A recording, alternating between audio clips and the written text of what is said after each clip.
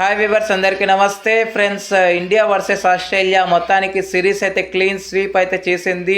185 runs తేడాతో మంచి విజయాన్ని అయితే సంపాదించి సిరీస్ని క్లీన్ స్వీప్ చేయటమే కాకుండా గార్డ్ ఆఫ్ ఆనర్ బిరుదును సంపాదించింది అలీసా హీలీ. సో మంచి రిటైర్మెంట్ అయితే దొరికింది.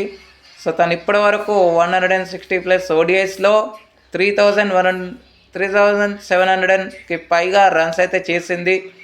అండ్ T20Isలో 3,000కి పైగా రన్స్ ఉన్నాయి. టెస్టుల్లో 900కి పైగా రన్స్ ఉన్నాయి. సో మంచి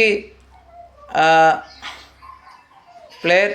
సో ఇప్పుడు తను రిటైర్మెంట్ అవ్వడం వల్ల అలీసా హీలీ యొక్క ప్లేస్ని ఎవరు భర్తీ చేస్తారు అనేది చూడాల్సిన అంశం ఎంతైనా ఉంది. ఎందుకంటే ఓపెనింగ్ పార్ట్నర్షిప్ లిచ్ఫీల్డ్తో చాలా వరకు ఈ సిరీస్లో బ్లాక్ బస్టర్ అయిందని చెప్పుకోవచ్చు.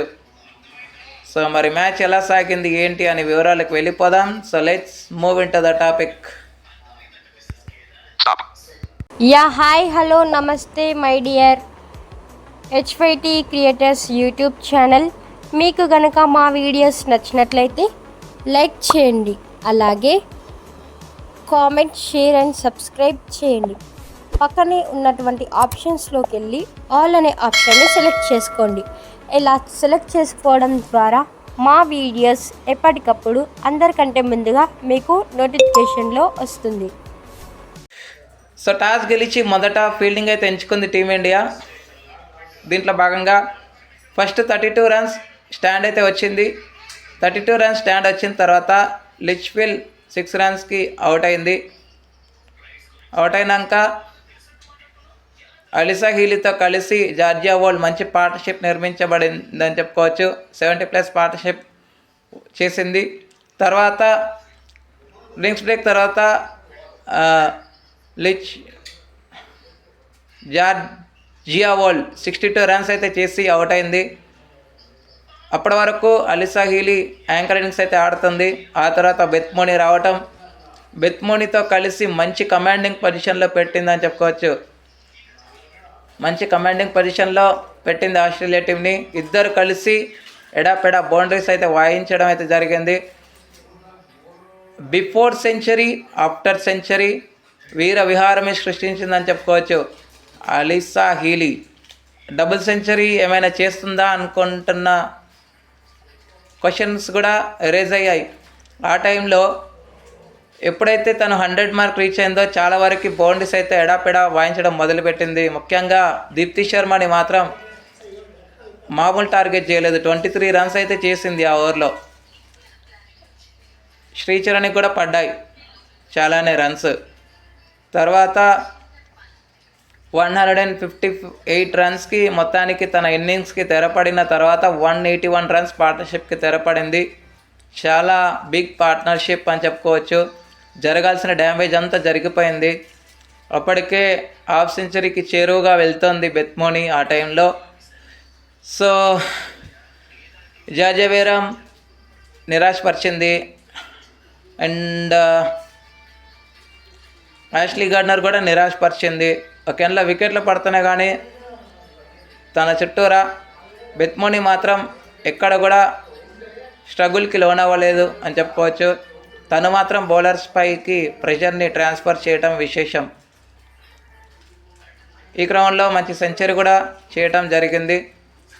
103 రన్స్ నాట్అవుట్లో ఉండిపోవాల్సి వచ్చింది బెత్మోని లాస్ట్ వరకు ఉండి. సో తత్ఫలితంగా 409 రన్స్ అయితే స్కోర్ చేయగలిగింది. Heavy target. సో ఫీల్డింగ్లో మన వాళ్ళు చాలా వరకు లోపాలు అయితే ఉన్నాయి. కొన్ని డ్రాప్ క్యాచెస్ మరొకసారి చూసాము, మిస్ ఫీల్డ్ కూడా చూసాము. సో మరి ఈ ఓడిఐ వరల్డ్ కప్ గెలిచిన డిఫెండింగ్ ఛాంపియన్స్కి మామూలు షాక్ అయితే ఇవ్వలేదని చెప్పుకోవచ్చు ఆస్ట్రేలియా. సో వికెట్స్ శ్రీచరణి, స్నేహరాణా తలా 2 వికెట్లు తీసుకోగా, అండ్ దీప్తి శర్మకి 1 వికెట్ రావడం జరిగింది. ఒకటి రన్అట్ రూపంలో, ఒకటి కశ్వి గౌతమ్కి రావడం జరిగింది. అనంతరం లక్ష్య ఛేదనను ఆరంభించిన టీమిండియాకి ఆదిలోనే గట్టి షాక్ స్మృతి మందాన గోల్డెన్ డక్గా వెనుదిరిగిన తర్వాత ప్రతీక రావల్ 25 రన్స్ అయితే స్కోర్ చేయగలిగింది. జమేమా రోడ్రిగ్స్తో పార్ట్నర్షిప్ నిర్మించే క్రమంలో 25 రన్స్కి అవుట్ అయినాక హర్మన్ప్రీత్ కౌర్తో కలిసి మరొక పార్ట్నర్షిప్ పడింది. కానీ హర్మన్ప్రీత్ కౌర్ కూడా విఫలమైందని చెప్పుకోవచ్చు. అండ్ చెప్పుకోవడానికి స్కోర్స్ అయితే 42 రన్స్ జమేమా రోడ్రిగ్స్ దగ్గర నుంచి ఉంటే 29 రన్స్ దీప్తి శర్మ దగ్గర నుంచి ఉన్నాయి.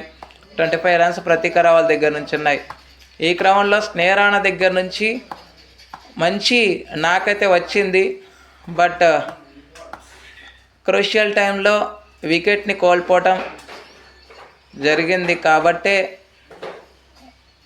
ఈ విజయం అయితే సాధించలేకపోయిందని చెప్పుకోవచ్చు. 185 రన్స్ తేడాతో మొత్తానికి విజయాన్ని అయితే ఆస్ట్రేలియా సొంతం చేసుకొని సిరీస్ని అయితే 3-0 అన్న లైన్తో క్లీన్ స్వీప్ అయితే చేసింది. ఇంకా వికెట్స్ చూస్తే అలానా కింగ్ ముఖ్య భూమిక పోషించింది. 4 వికెట్స్ అయితే తీసుకుంది. తర్వాత జార్జియా వేరం 2 వికెట్లు, మిగతా వారంతా ఒక్కొక్క వికెట్ అయితే తీసుకోవడం విశేషం. ఇక player of the match award అయితే no doubt no surprise 158 runs commanding పొజిషన్లో నిలబెట్టినటువంటి అలీసా హీలీకి మంచి ప్లేయర్ ఆఫ్ ద మ్యాచ్, ఆఖరి ప్లేయర్ ఆఫ్ ద మ్యాచ్ అని చెప్పుకోవచ్చు గైస్. సో మరి ఆస్ట్రేలియాకు తను సేవలు అందించినందుకు గాను గార్డ్ ఆఫ్ ఆనర్ బిరుదు ఇవ్వడంలో ఎలాంటి అతిశయోక్తి లేదు. So happy retirement Alyssa Healy. ఎన్నెన్నో మరపురాని విజయాలు ఆస్ట్రేలియాకి అందించింది. మెగ్లానింగ్ తర్వాత అలీసా హీలీ 2వ ప్లేయర్గా నేనైతే చెప్తాను గైస్. సో మరి అలీసా హీలీ ఈ లేని లోటును లిచ్ఫీల్డ్ తీరుస్తుందా అనేది చూడాలి. Okay friends, thank you.